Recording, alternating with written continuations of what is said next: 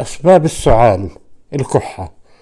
هناك 10 أسباب للسعال سنذكرها سريعا في هذا الفيديو.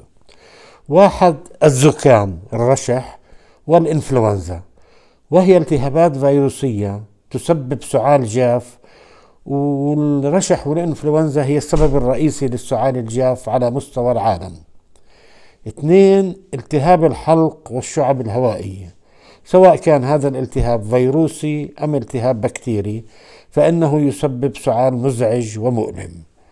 3. أدوية الضغط ACE اللي هي Angiotensin Converting Enzyme، وهي من أدوية الضغط كثيرة الاستعمال،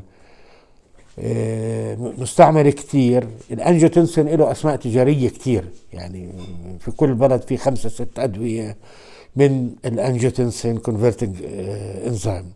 وعموما فإن 20-30% من الأشخاص الذين يستعملون دواء أنجيوتنسين لعلاج الضغط يضطرون لتركه بسبب السعال المزمن الذي لا يتحسن أبدا إلا بتغيير الدواء، وهي نسبة كبيرة ولا شك. 4. التدخين.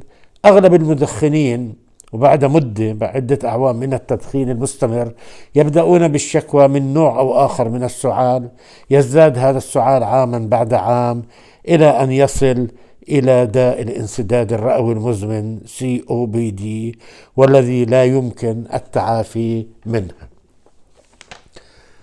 5. الارتجاع المعدي المريئي اللي هو GERD، وهذا يسبب ملامسة أحماض المعدة إلى المريء، مما يسبب تهيج في المريء وبالتالي سعال مزعج ومؤلم. 6. التلوث والهواء الملوث، التعرض للملوثات البيئية مثل عوادم السيارات، مخلفات المصانع، الغازات المنبعثة من المواد الكيماوية، كل هذا يسبب تهيجا في الجهاز التنفسي وسعال. 7. الربو والأزمة. الربو هي حالة مزمنة تؤثر على مجرى الهواء وتسبب سعالا، وخاصة أثناء النشاط البدني وممارسة الرياضة، بتصير نوبات سعال أثناء الجري أو لعب كرة القدم أو أي رياضة. وأيضا الربو يسبب سعالا في آخر الليل. 8. الحساسية. أهم سبب للحساسية التي تسبب السعال وبر الحيوانات وخاصة شعر القطط، حبوب اللقاح، الغبار، أزهار الربيع، بق الفراش، وغيرها من مسببات الحساسية. 9. سرطان الرئة.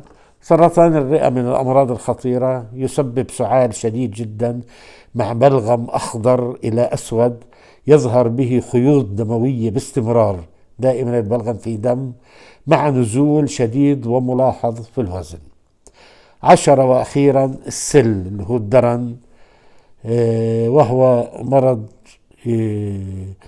يصيب نتيجة بكتيريا معينة يصيب الناس، وكان من أهم أسباب السعال زمان، لكنه واختفى تماما بعد التطعيمات اللي حدثت، إلا أنه في 10 سنوات أو 20 سنة الأخيرة بدأ في الرجوع. يتميز بسعال شديد مع حرارة في الليل وتعرق شديد في الليل، مع نزول ملاحظ وشديد في الوزن، وزي ما حكينا السعال. هذه أهم 10 أسباب للسعال بجميع أنواعه. كان معكم الدكتور غسان الفقيه. السلام عليكم وإلى اللقاء في فيديو آخر.